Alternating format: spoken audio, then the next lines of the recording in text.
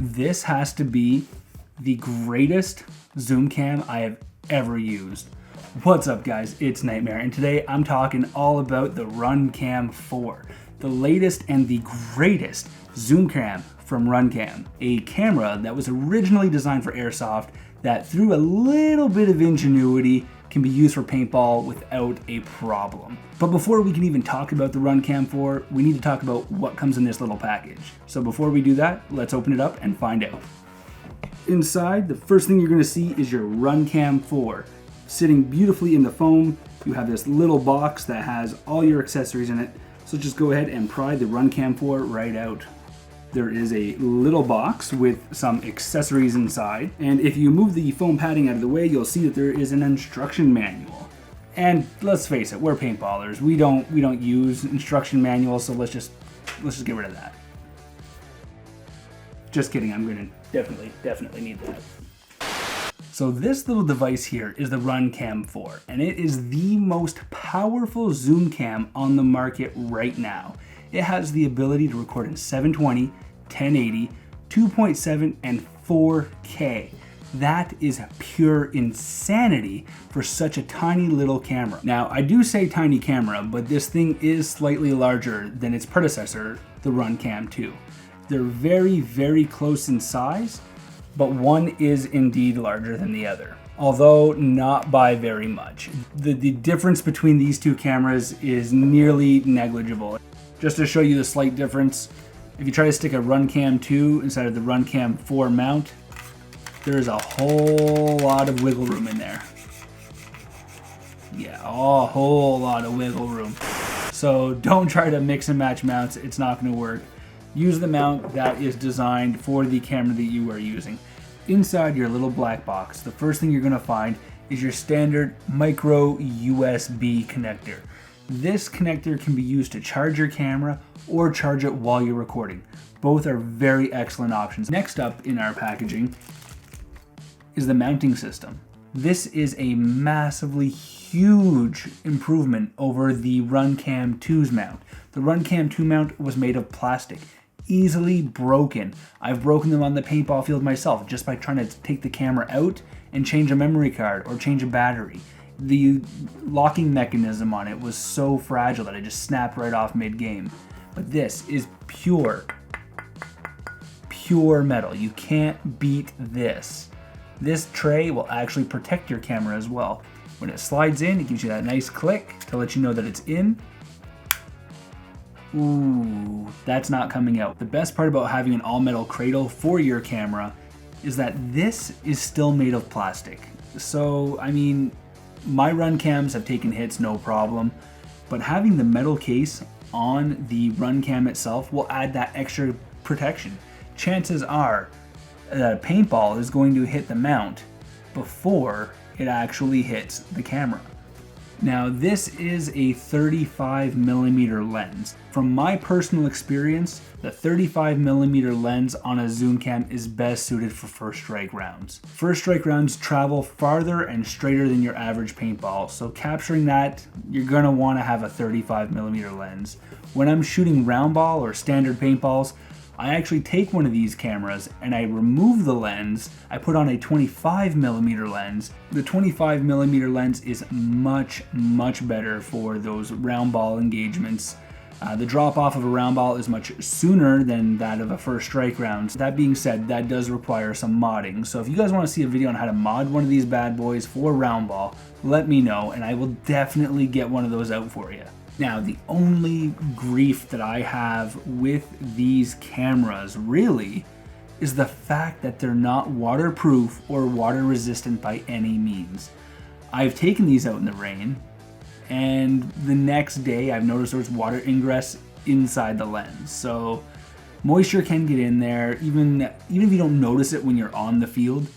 Throughout the night, as your gear's drying up, through evaporation, moisture can seep into the lens, and that's a terrible thing. So RunCam, if you are listening, please, a waterproof version of this with some future mods that I do want to show you to help track paintballs better. Remember, this thing was designed for airsoft, not paintball, so there is a little bit of modding that we need to do to make this thing perfect. Now onto the bread and butter of this video, kind of the most important in my opinion, is how to mount this on your marker. Unlike airsoft, you can't just place this on your top rail and hope that you're going to be able to see what you're shooting at. It's just not going to happen. Paintballs tend to drop off much sooner than an airsoft BB. An airsoft BB has the ability to hop up, so that's basically coming across. It starts to go down, gets a little bit of backspin, it goes pretty much right back to where you were aiming. We don't have that luxury in paintball. So when it comes to capturing our footage, we need to be able to compensate for that drop right off the bat, knowing it's going to happen and planning for it. So if you've watched any of my videos, you've always seen that I've had a camera on the top facing me for a face cam, and I've also had one here on the side mount, and that's always been my zoom cam.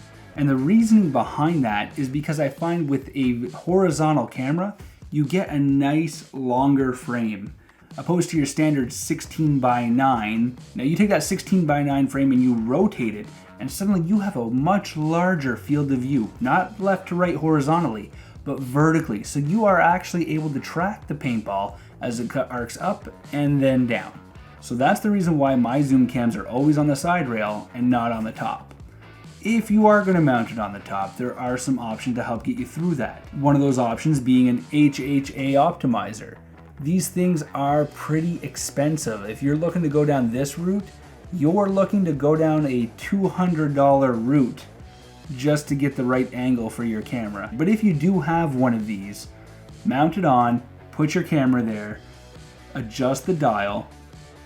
If you have one of these kicking around, I highly suggest using it, but if you don't, there is a cheaper method. Like I said, I prefer mine on the side. That's about as cheap as it goes, just a different mounting option. I found with the RunCam 4, when I was shooting in the higher bitrate modes, I was getting about the same battery life. Whether it was 4K at 30 frames a second, 2.7 at 60, or 1080 at 100 frames a second, I found the average battery life was an hour. Plus or minus a few minutes here and there, but overall it was about an hour. So if you're going to shoot 1080 at 60 frames a second, you might actually get a little bit more life out of these little batteries. Now to power on your RunCam, all you're going to do is press and hold the power button for about 2 or 3 seconds.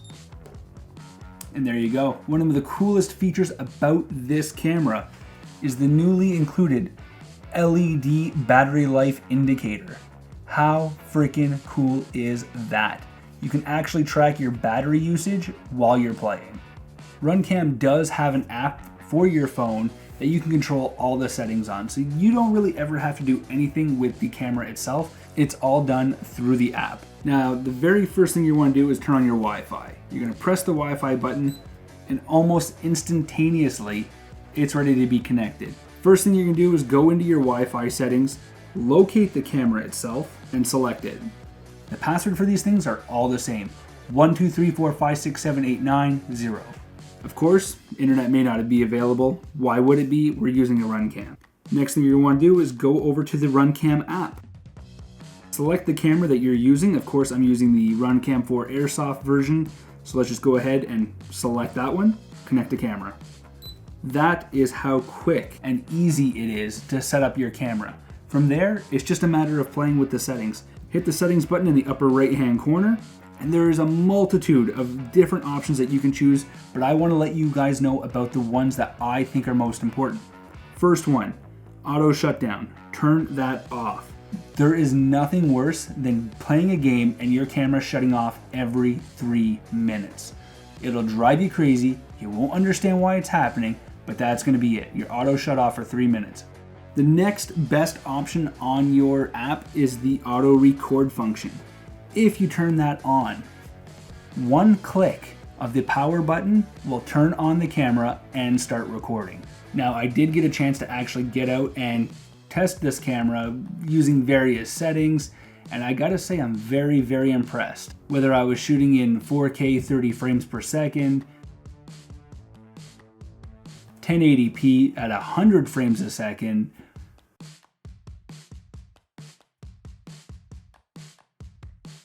or even just 2.7 at 60 frames a second, I was able to capture the shot just the way I wanted to. Top mount, side mount, there is a multitude of ways that you can mount these cameras to your marker. Your only limit at this point would be your imagination. If you want to mount this to a speedball marker, you totally could. If you can get that angle compensation just right, I'm telling you, you could have some seriously sick footage. Overall, I would say this is a highly recommended buy. If you are using the RunCam 2, you are going to want to upgrade that to the RunCam 4. The video quality is just top notch. It's far superior. A lot more has gone into this little action camera. And if you do happen to have any questions about the RunCam system, how to mount it, all that fun jazz, leave a comment below. I will be sure to answer you. And if I don't, I'll make sure I make a video explaining to everybody how to answer that question. So guys, if you really do want to get your very own RunCam 4, the link will be in the description below. Check it out. RunCam was awesome at getting these to me in a timely manner. I got these just in time for D-Day, so that'll be the first straight game that I actually get to use these bad boys in. So keep an eye out for that future video. And if you do happen to have any questions about the RunCam system, how to mount it, all that fun jazz, leave a comment below. I will be sure to answer you. And if I don't, I'll make sure I make a video explaining to everybody how to answer that question. As always guys, if you went on to enjoy this video, make sure you slam that like button. YouTube likes all that interaction stuff. Share, subscribe, hit that little bell because we all know YouTube will not push any content to your sub box on a weekly basis unless you have that bell rung. Alright, catch you on the next one. Till then, Nightmare out.